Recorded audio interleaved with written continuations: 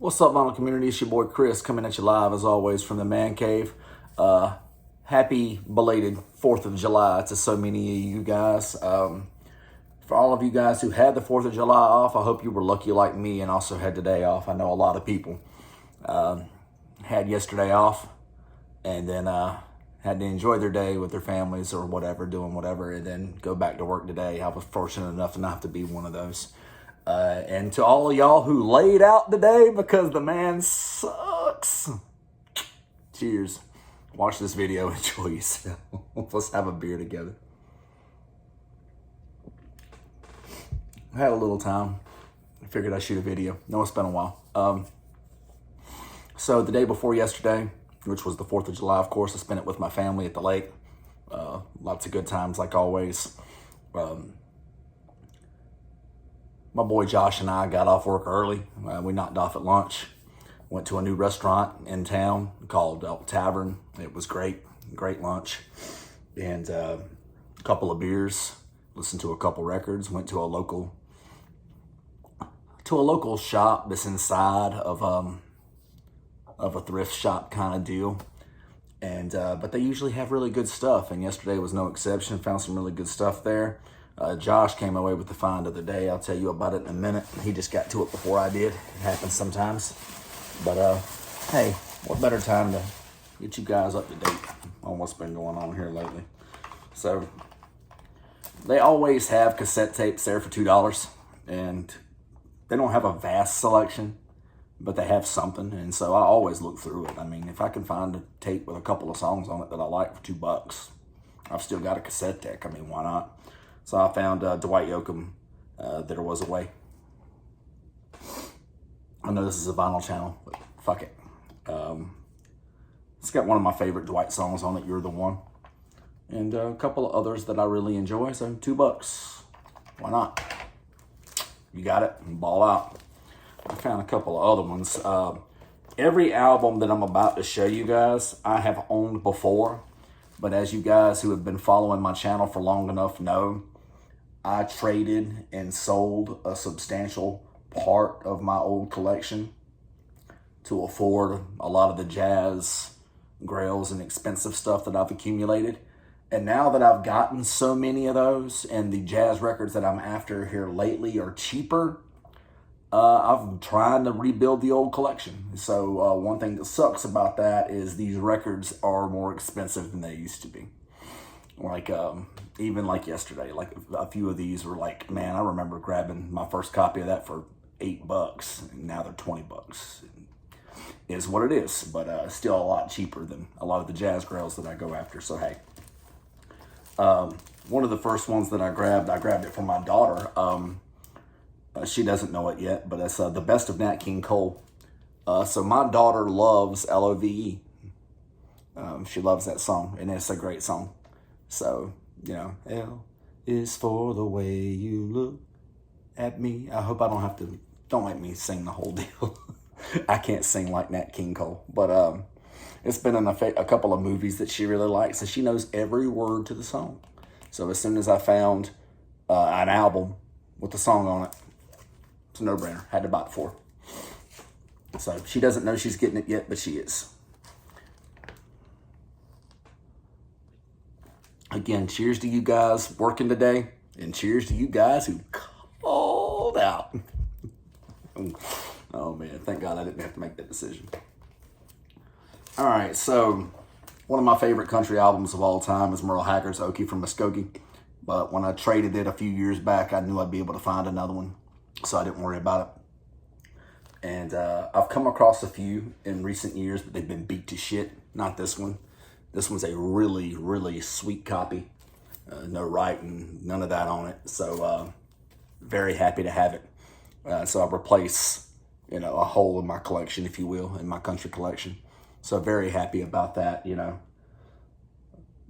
Mama Tried. It's one of my favorite songs ever. I just love the record. One I'm really, really, really happy about is, honestly, I would consider it my find of the day. It's Esther Marrow's Sister Woman. It's on Fantasy Records. It is a fantastic record. Not very many people know about it. A couple of years ago on RSD, I remember just looking through the leftovers. It was like my second or third time through the RSD line. I had just gone through the shop and they had this one there, and it didn't like very many copies had moved. And it was like, man, just looking at it and everything, it looks like the kind of record I'd enjoy. So I grabbed a RSD reissue of it and loved it. Absolutely loved it. So a couple of days ago when I was at this shop, Ramble On Records, as we call it around here, and saw this original copy, I couldn't help myself. And so Josh was unfamiliar with it. So the first time I actually played it was at his house on his turntable. And I think I've made a new fan of the album as well. He was not familiar, but man, if you see this around, jump on it. Seriously, get it into your life. It's absolutely great stuff. This one is one I've owned several copies of, but it's the first time I own a mostly sealed copy. And the reason I say mostly sealed copy is because it's got that little right there. But other than that, sealed hype sticker. I've owned Bruce Springsteen's Born in the USA several times, and usually I don't keep the shrink or anything like that. I usually can't wait to get rid of that shit, but on this one I'm going to make an exception, definitely keeping that. And what better time to buy this album, right? I mean, paid up a little bit on it, but I just love the idea of being the first person to drop the needle on a record. So Bruce Springsteen's Born in the USA. Like to think this is going to be my forever copy. I'll be the first and only person to ever listen to it. So I like that. And the kind of stuff just really appeals to me. Everybody's like, why pay up for a sealed copy? You can get a perfectly clean copy. I love the idea of being the first person. It's the only person to drop a needle on a record. I love it. I just do. If I have to pay up a little bit for it, I don't care. The next one is one of my all-time favorite records in any genre. It's Crosby, Stills, Nash & Young, and it's Deja Vu. I absolutely love it. It's hard to imagine making too much better of a record than this one. It's weird that the guys who make music like this couldn't get along a little bit better, because damn, what a phenomenal record. I hope I don't have to talk too much about it. Mostly you guys are going to be looking at this. You know this record. I mean, it's a perfect record, in my opinion. And the next one, a lot of the records that bit the dust were all of my Stevie Ray Vaughan records. And Josh got to this one before I did. And he hasn't hit a stage where he's gotten rid of too many of his records to replace with anything expensive. He's still at the stage where he keeps everything. So he has this album. So he immediately knew that this was one that I had replaced in my quest for all the expensive jazz, if you will. And so he immediately picked it up, immediately handed it to me. He knew it was one that I was waiting to reattain. So it's Stevie Ray Vaughan and Double Troubles Couldn't Stand the Weather. And like all of the studio albums released in his lifetime, it's classic. So gotta have it.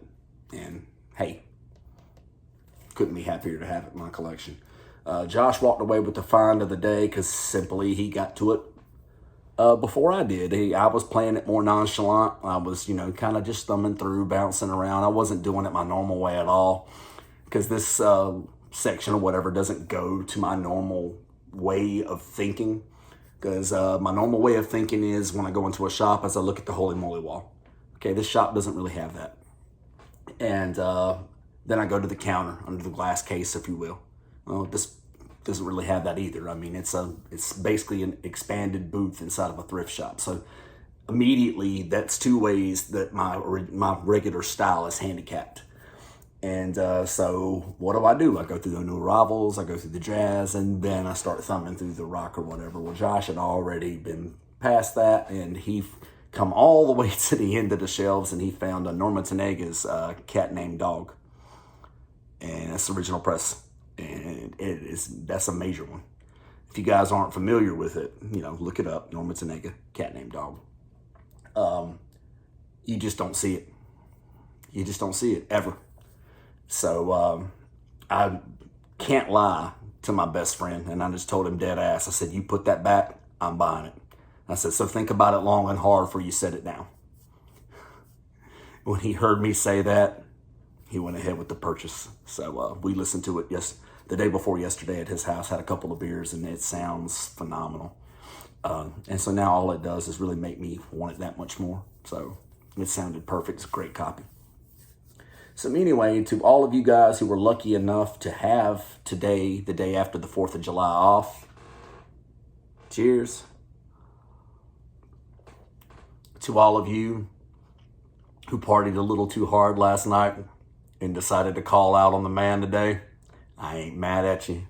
Cheers. I ain't financially there where I can do it yet, but for you 20-year-olds, I ain't mad at you. Cheers. And to everybody who sees this video, whether it be today or eventually or ever, because, hey, I know I'm not around that much anymore, but for all of you, and especially for all of you who stuck with me for the, I think, 5 years of this channel, I know I don't pop in very much anymore, but I love you guys, and cheers. So until the next video, keep dropping that needle, you guys.